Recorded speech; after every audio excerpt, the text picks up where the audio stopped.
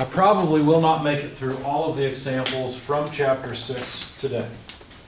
Oh, let's see why. Yeah, I don't want that section. I just want chapter 6. That's good enough.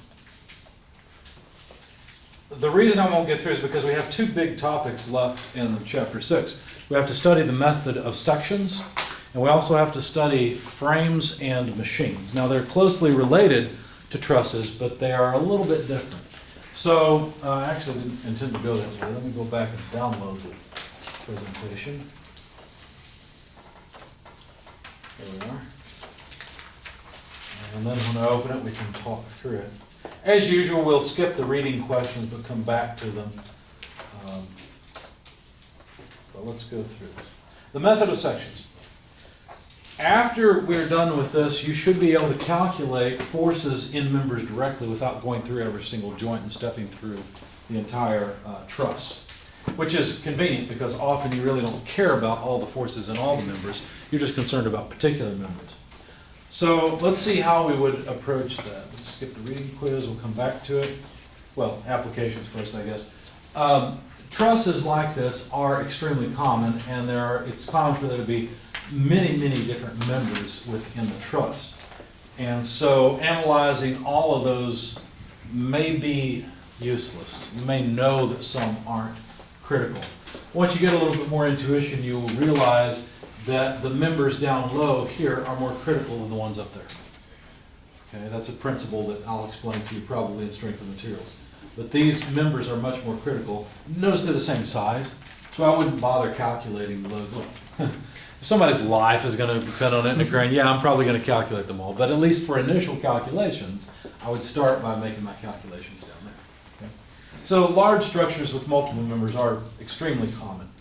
And so we'd like something that would allow us to compute forces in members without going through all of the joints.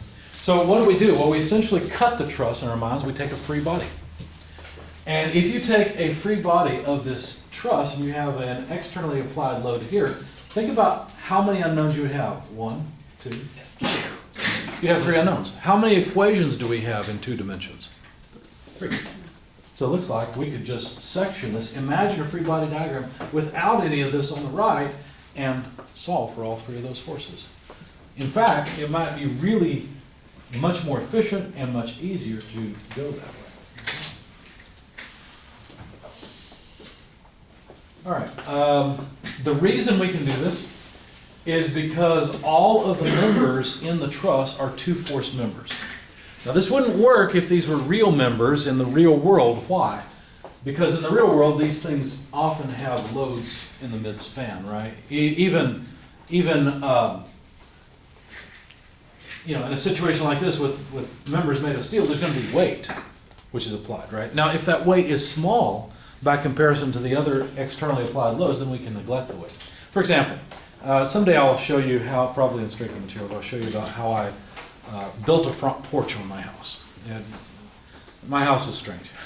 It had what I called the dog house as the entrance. There were kind of like 2 entryway doors, one after the other. It was really strange. I didn't like it. There was mold in the ceiling. I ripped it out and repaired it. Ended up putting a porch there, and now it looks a lot better. But to support that porch, basically I had a concrete room. My house is kind of like a bunker, actually. I don't know who built it or what they were scared of. But anyway, there's this room up front of my house that's actually beneath my porch. And I basically poured concrete as a ceiling for that room. Now, the room is about 14 feet wide by 8 feet deep, I think, from memory, something like that. Maybe a little shorter, longer, whatever. And what I did is I used some steel. They were just square sections of steel as support beneath the concrete slab. So I laid down these beams, essentially, along the short dimension of the room, along the 8-foot span, and then built my form over that, poured the concrete over that, and so forth. But when I was doing the calculations, when I was determining would the beam support the concrete, I didn't include the beam weight. You know why? Because I could curl one beam easily, and I'm not very strong. I can't curl my front porch, okay? The front porch with all that concrete weighs a whole lot more than those beams do, so I neglected the weight of the beam in the calculation, all right? Now, it's still a beam. It's still something where there's a lateral force, but I just assumed a distributed load from the concrete along the entire length of the beam to make sure the beam would work. And of course my concern, well, you'll learn that in strength of materials, but my concern was less about will the beam break and more about how much will it bend in the center. So you'll learn how to compute deflections when we get to strength of materials. But anyway, the reason that this works is because we're assuming that in this truss, the only forces the members experience are axial. They're collinear. They're along the same direction. And so you don't have any lateral forces. So basically the forces, whether they're tensile or compressive, line up along the direction of the member between the joints. Okay? Now, if that's not true, then you need a little bit better analysis method. But for a lot of problems, this is entirely adequate. Now, what ends up happening very often is you have a couple of options. If we take this truss, cut it as I showed you, you see the unknowns within the members. Notice we're assuming they are all in tension. See that? Well, I guess we're assuming this one's in compression. You can assume compression or tension as you like. It really doesn't matter. But as long as you're consistent, it'll work. Notice that we have a choice. We can use this free body diagram or this one. Which one would you choose and why? Probably the one on the left, because then you don't have to worry about dy, dx, and ex. Exactly. We don't have to calculate the reactions anymore if we don't want to. Right? Maybe all we care about is the force in the members. I'll bother with those. Let's be lazy. I mean, let's be efficient. Right? That's what we are as engineers. And our goal is to simply minimize the effort required to get a solution. There's actually a very good reason for minimizing effort. When you go the hard way, like calculate this, there's more room for error. And I found that to be true with myself. If I can find a way to do things in a simple way, it's superior to trying to do them in the hard way. I'm the world's worst at overcomplicating everything. And so I end up making mistakes because I've got so many things to compute. My computing route might be okay, but it's not efficient and I have more chances for mistakes. So definitely, that's the one to choose.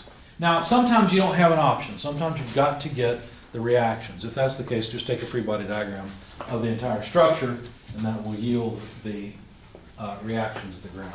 Okay? So steps for analysis. Well, I guess we already started. Let me go back. Okay, decide how you need to cut the truss. So it's based on where you need to know forces and where the total numbers of unknowns doesn't exceed 3, generally. So cutting it here is probably a bad idea, right? Because you'll have too many unknowns and not be able to solve the problem. Decide which side of the truss will be easier to work with. Minimize the chance for error, basically, in the amount of work you have to do. And if required, determine the reactions of the supports by a free body diagram of the entire structure. Step 4, draw the free body diagram of the selected part. You have to indicate unknown forces. Usually we assume tension. You can assume compression if you want. If you get a negative answer for any of the forces, you assumed wrong. That one's just opposite, that's all. Okay? And of course, you are welcome to select tension or compression for each of the members as long as you're consistent. So then finally, apply the equations of equilibrium. Now, a lot of times, it's advantageous to some moments about a particular point. You can be very strategic here. And the idea is to minimize the number of unknowns in the equations. Technically, for a planar problem, we've got 3 equations of equilibrium. Sum of force x, sum of force y, and sum of moments about any point that you like. Okay? You'll always be able to solve those algebraically, assuming you only have 3 unknowns. And assuming your algebra is any good. What's better is to sum moments about a particular point that eliminates as many forces as possible that are unknown. Okay? All right, so looking at this, let's just say we did choose this free body diagram. About what point would you sum moments? G? I would not choose, well, you could choose G, that'd be fine. Yeah, G would be all right because that would eliminate this one and this one. Good. What else could you have done? C. Students often don't think about that because they think of C as something that belongs over here in this body that I've pulled off. Doesn't matter. I'm not summing moments about this pin. I'm summing moments about a point where these 2 forces pass through it. So yes, some moments about G, what will that yield for you immediately? FBC. Some moments about C, what does that yield immediately? FGF. So you can actually use 2 sum of moment equations so that you have a single unknown in each equation, and immediately get the forces in these two. Once you do that, then what? Do some of the moments in the horizontal direction. I think I would just sum Or some forces in the y forces. direction, Yeah. because you notice that these two are horizontal, and so the vertical piece of this has to counteract the 1,000 Newton force, right? So it's not too bad. Do you like that better than the method of joints? Me too.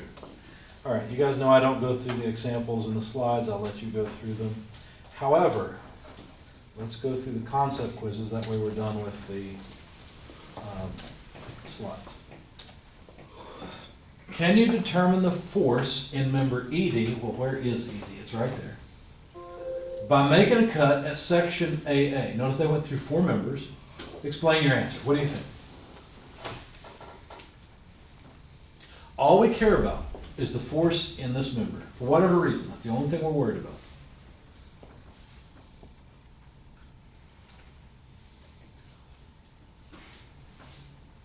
So if we made a section from here to here, I don't know why, they've got this on for later, I think. Don't worry about it right now. Are there 4 unknowns? Yeah. 1, 2, 3, 4 unknowns. Does that mean we can't solve the problem? Not necessarily, because the problem is not what's the force in all 4 members. The problem is what's the force in this member. So what would you do? Well, we might just look at their options and decide which one would work. So if we sum moments about B, for example, then notice that the force in this member would go to 0, right? Because it wouldn't go through 0. Its moment arm is 0. Same here and here, right? We don't need to worry about force here because we've taken a free body diagram of this side, I would assume, okay? So if we sum moments about point B, we could take the moment of that force, we could take the moment of that force, and the moment of the force here.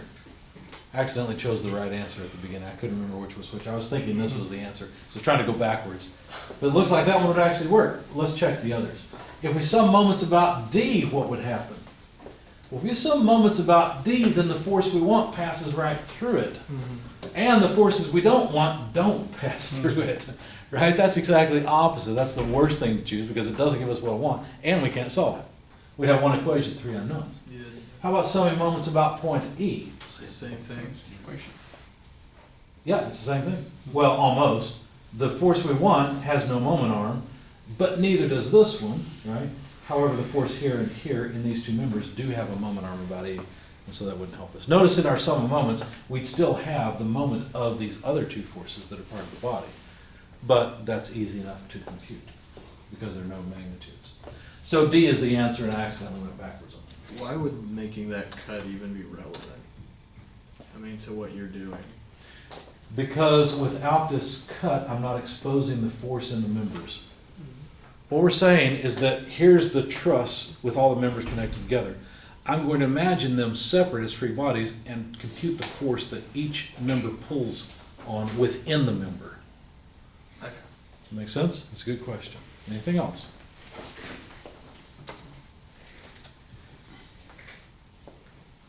All right, if you know FED, the force in ED, how will you determine the force in EB?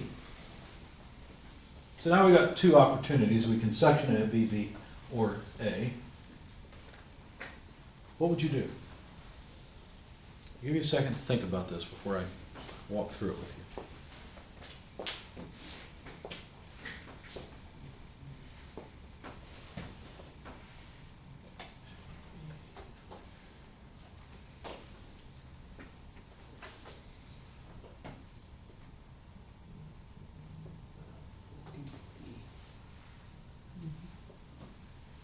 There are 2 options up there that are particularly bad. Which are they? The ones that have the unknown force passing right through the point. Yeah. So that one's bad, and that one's bad.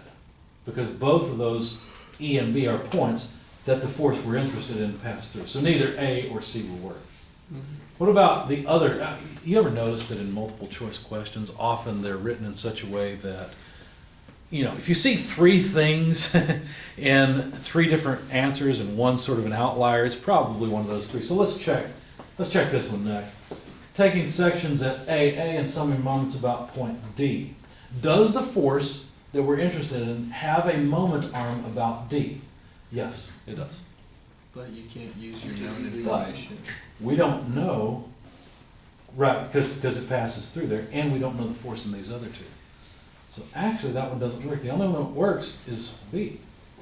If we take section BB, we're almost using the method of joints now, aren't we? And that makes sense because, look, we want the force in this member, and so, let's see, may not be a symmetrical setup, but we can certainly sum forces in the vertical and horizontal directions, and there's only 1, 2, 3 unknowns. Well,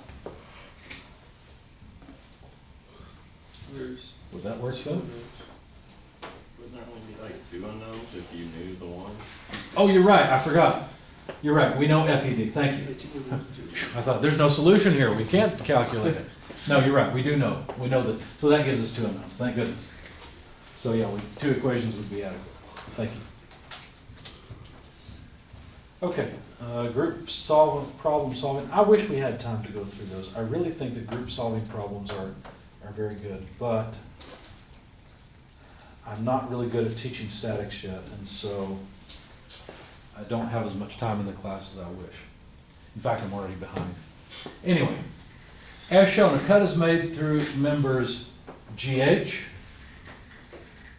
BG, and BC to determine the forces in them. Which section will you choose for analysis and why? Will you choose the right section or the left section? right. Yeah. The right. That's what I would choose, because then I don't have to calculate reactions at the wall. They're not the same amount of work, right? And notice there are only 3 unknowns, so we should be able to solve it by choosing the right-sided free body diagram. When determining the force in in member HG, which one equation of equilibrium is the best one to use? I'll give you a moment to think about this one as well. So we're interested in the force in this member.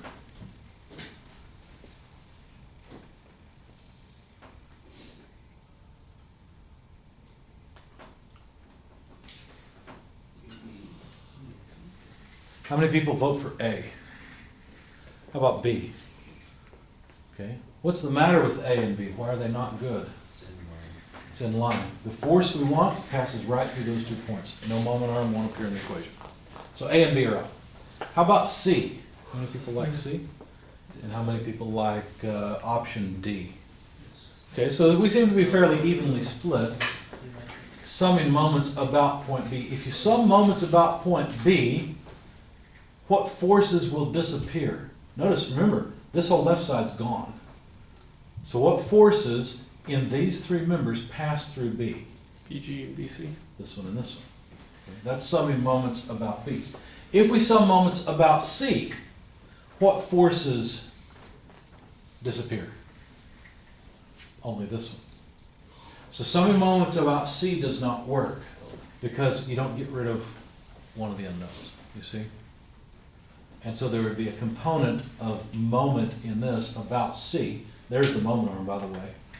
Right angle to that. There's the moment arm. And here's the moment arm for the force in HG. And so we'd have one equation, 2 unknowns. You can add in a sum of forces in X and Y, but that's what you're trying to avoid. You're trying to get the result immediately. So summing moments about B is the best way to go. And that's option C. Good. All right, let's go back to the reading quiz, and then we I got a should- question to ask. Yeah, sure, go ahead. So, Go ahead. are you trying to figure out, like, if it's, since it's answer C, so you would use the moment arm from C, and you're connecting that to H. Be careful, we're summing moments about B. Well, yeah, I'm just trying to picture it, how you figure that out. Okay. Well, let me make some, I bet that red will show up better on the TV, so let's try that. If this is a free body, then the rest of this is gone. Right. Assuming positive tensile forces, shouldn't say positive, I should say tensile forces. Summing moments about point B, neither one of these have a moment arm because they're not offset. Only this force has a moment arm, and that moment arm is right there. the height, the 3-meter height, is the moment arm of the force in member HG. And so it's the only one that would appear in a sum of moments equation, at least as far as the unknowns go. Obviously, there's a moment arm from here to here for the 600 Newton force as well. Sure. But that's a known length. I'm sure they'd give us the length L, whatever it is. And then we'd multiply that by 600 newtons. And it's apparent that, think about it this way. What happens if we just say, you know what, let's save some money. Let's eliminate member HG. Let's just get rid of it. And we apply the 600 Newton load, we'd be very surprised to find out the whole thing just pivots about point B, doesn't it? You see that?